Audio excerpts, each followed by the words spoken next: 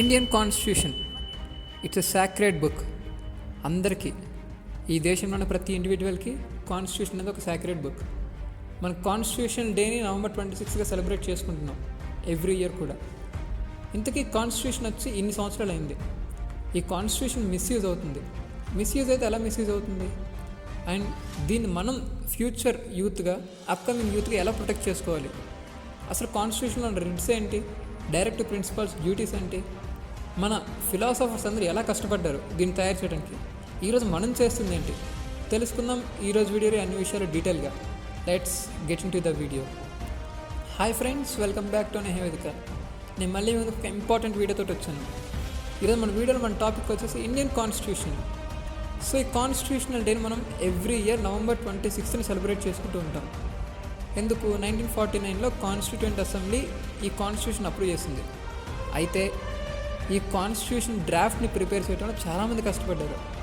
Doctor BR Ambedkar గారి దగ్గర నుంచి కె మున్షి గారు, గోపాలస్వామి అయ్యంగర్ గారు, బాబు రాజేంద్ర ప్రసాద్ గారు, ఎవరైతే ఈ కాన్స్టిట్యూయెంట్ అసెంబ్లీ హెడ్గా ఉన్నారో వారు. సో వీళ్ళందరి కష్టానికి నిజంగా ప్రతిఫలం దక్కుతుందా? మనందరూ ఆలోచించుకోవాల్సిన విషయం ఇది. అండ్ ఇంకొకటి ఏంటంటే, వీరు ఎంత కష్టపడ్డారో మనందరికీ చాలామందికి తెలియదు. మనం చాలా బుక్స్లో చదువుకున్నాం. ఆల్మోస్ట్ కొన్ని సోర్సెస్ ప్రకారం వీళ్ళు చాలా కంట్రీస్ తిరిగారు, చాలా బుక్స్ని రిఫర్ చేశారు along with the constitutions. Like Plato రాసిన రిపబ్లిక్ కానీ, అరిస్టాటిల్ రాసిన ది పాలిటీ కానీ, ఇట్లాంటి కొన్ని బుక్స్ ఉన్నాయి. వీటన్నిటిని రిఫర్ చేసిన తర్వాత మాత్రమే ది పాలిటిక్స్ అనే బుక్ మనకి అరిస్టాటిల్ రాస్తారు. సో వీటన్నిటిని రిఫర్ చేసిన తర్వాత ఒక ఇండియాలో ప్రతి ఇండివిజువల్కి మనం ఎలా చేయగలం, ఎలా చేస్తే ప్రతి ఇండివిజువల్కి ఇక్కడ మంచి జరుగుతుంది అన్న ఉద్దేశంతో ఈ కాన్స్టిట్యూషన్ ఆల్మోస్ట్ 2 years 11 months తీసుకున్నారు, 18 days వరకు. సో ఇప్పుడు మనం ఈ కాన్స్టిట్యూషన్ ఎలా ప్రొటెక్ట్ చేసుకోవాలి? మన పొలిటీషియన్స్ దీన్ని ఎలా మిస్యూజ్ చేస్తున్నారో చూద్దాం. ఫస్ట్ అండ్ ఫార్మోస్ట్ ఎలా మిస్యూజ్ చేస్తున్నారో మనకు తెలిసినప్పుడే దాన్ని వాల్యూ తెలుస్తుంది, దాన్ని ఎలా ప్రొటెక్ట్ చేయాలో మనకు తెలుస్తుంది. ఎందుకంటే ఇది మనది, ఇది మన కాన్స్టిట్యూషన్, మనంతటా మనం ప్రిపేర్ చేసుకున్న కాన్స్టిట్యూషన్. మన ప్రియంలో ఒక మాట ఉంటుంది, we the people of India solemnly affirms అని ఒక మాట ఉంటుంది. అంటే భారతదేశ ప్రజలమైన మేము మాకు మేముగా రాసుకుంటున్న ఈ రాజ్యాంగాన్ని మా అంతటా మేమే ప్రొటెక్ట్ చేసుకుంటాము. అంటే ఇక్కడ మన సోవర్నిటీని కూడా తెలియజేస్తుంది అనమాట. ఈ వర్డ్ ఏదైతే ఉందో, we the people of India solemnly affirms India is a sovereign socialist republic democratic secular country. So ఈ ప్రేమ మీ అందరికీ తెలుసు కదా. సో చిన్నప్పటి నుంచి మనం చదువుకుంటూనే ఉన్నాం.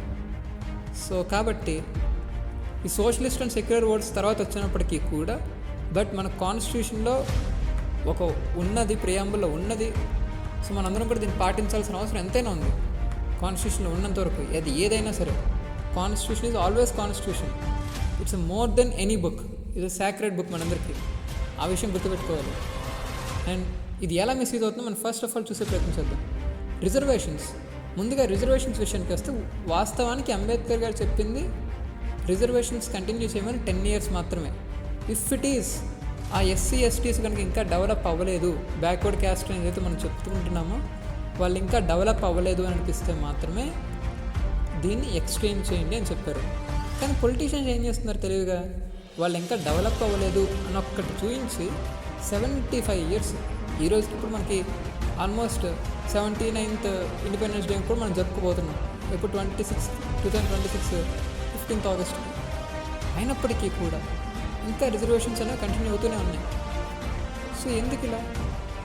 ఎందుకు అంటే వాళ్ళు పొలిటికల్ గెయిన్ కోసం.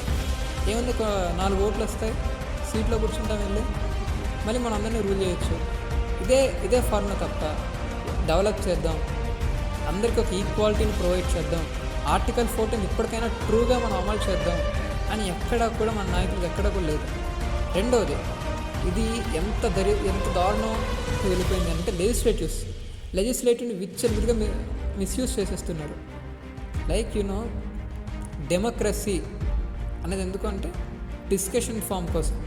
ప్రజల కొరకు ఎన్నుకోబడిన ప్రజాప్రతినిధులందరూ కూడా వెళ్ళి ఒక డెలిబరేషన్స్ అంటారు మన లెజిస్లేటివ్ లాంగ్వేజ్లో, డిస్కషన్స్ని డెలిబరేషన్స్ అంటూ ఉంటారు. సో ఆ డిస్కషన్స్ అనేవి కరెక్ట్గా చేస్తారు, జనాలకి యూజ్ అయ్యే డిస్కషన్స్ మాత్రమే చేస్తారు. లెజిస్లేటివ్ ఇది లా మేకింగ్ బాడీ అని మనం చెప్పుకుంటూ ఉంటాం పొలిటికల్ సైన్స్లో. సో అలా చేస్తారన్న ఉద్దేశంతో ఆ లెజిస్లేటివ్స్కి ఇస్తే ఈరోజు మనం ఏం జరుగుతుందో చూస్తున్నాం. లెజిస్లేటివ్ కౌన్సిల్స్ రోల్నే పూర్తిగా తగ్గించేస్తున్నారు. అసలు లెజిస్లేటివ్ కౌన్సిల్సే లేవు, ఏదో నామకే వాస్తే జరుగుతున్నాయంటే జరుగుతున్నాయి అంతే. లెజిస్లేటివ్ అసెంబ్లీస్లో ఎలా కొట్టుకుంటున్నారో మనం చూస్తున్నాం. సో ఈ రకంగా వీటికున్న వాల్యూని పోగొట్టేసి కాన్స్టిట్యూషన్ పూర్తిగా మిస్యూజ్ చేస్తున్నారు. ఇక మూడో పాయింట్ విషయానికి వస్తే, మూడోది యాంటీ డిఫెక్షన్ లా. ఈ యాంటీ డిఫెక్షన్ లాని మిస్యూజ్ చేయని పొలిటికల్ పార్టీ, పొలిటికల్ గవర్నమెంట్స్ అంటే ఏమీ లేవు ఇండియాలో. అందరూ మిస్యూజ్ చేశారు యాంటీ డిఫెక్షన్ లాని, తుంగలో తొక్కారు అందరూ. సో ఇదొకటి. సో ఇప్పుడు మిస్యూజ్ అవుతున్నాయి. సరే, ఎందుకు మిస్యూజ్ అవుతున్నాయి? జనాలకి సరిగ్గా కాన్స్టిట్యూషన్ తెలియదు కాబట్టి. ఇప్పటికీ ఉన్న 140 crore పీపుల్లో ఎంతమంది కాన్స్టిట్యూషన్ కనీసం మొత్తం 395 ఆర్టికల్స్ 22 పార్ట్స్ అని కాదు, అసలు బేసిక్ నాలెడ్జ్ ఎంతమందికి ఉంది? మన కాన్స్టిట్యూషన్లో ఫండమెంటల్ రైట్స్ ఉన్నాయి, డైరెక్టివ్ ప్రిన్సిపల్స్ ఉన్నాయి, లేకపోతే ఇట్లా ఫండమెంటల్ డ్యూటీస్ ఉన్నాయి అండ్ ఈ రోజుకి ఎంతమందికి తెలుసు? చాలామందికి తెలియదు. బికాజ్ పొలిటీషియన్స్ మిస్యూజ్ అనేది ఎప్పుడు చేస్తారు అని అంటే, మనందరికీ ల్యాక్ ఆఫ్ అవేర్నెస్. ఎక్కడైనా ఏ ఫీల్డ్లో అయినా, నాట్ ఓన్లీ ఇన్ కాన్స్టిట్యూషన్, ఇంకేదైనా కావచ్చు, ఒకరు మనల్ని ఎప్పుడు ఆడుకుంటారు అంటే దానిపైన మనకి ఒక అవేర్నెస్ లేనప్పుడు మాత్రమే. అది కాన్స్టిట్యూషన్ కూడా దానికి ఏం అతీతం కాదు. మనకి కాన్స్టిట్యూషనల్ పైన సరైన అవేర్నెస్ లేదు కాబట్టే మనల్ని వాళ్ళు ఆడుకుంటున్నారు. వాళ్ళు చెప్పినట్టు మనం వింటున్నాం, ఆ రిజర్వేషన్స్ వాళ్ళు అట్లా ఎక్స్ప్లెయిన్ చేస్తూ ఉన్నారు, అదే రకంగా లెజిస్లేటివ్ అసెంబ్లీస్ని అట్లా ఎక్స్ప్లెయిన్ చేస్తూ ఉన్నారు.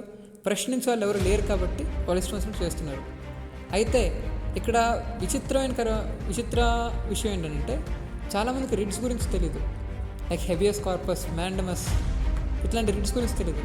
మ్యాండమస్ని కనుక మీరు యూజ్ చేసుకున్నట్లయితే మనం గవర్నమెంట్ని ఆర్డర్ చేయొచ్చు త్రూ ద కోర్ట్ మనం గవర్నమెంట్ని ఆర్డర్ చేసి, మీరు ఈ పని చేయాల్సిందే, మీ డ్యూటీని మీరు కరెక్ట్గా కాన్స్టిట్యూషనల్ మేనర్లో చేయాల్సిందే మనం చెప్పొచ్చు. ఇది మ్యాండమస్ అనేది చాలామందికి తెలియదు. Article 32 habeas corpus and mandamus, constitutional remedies అని ఉంటుంది.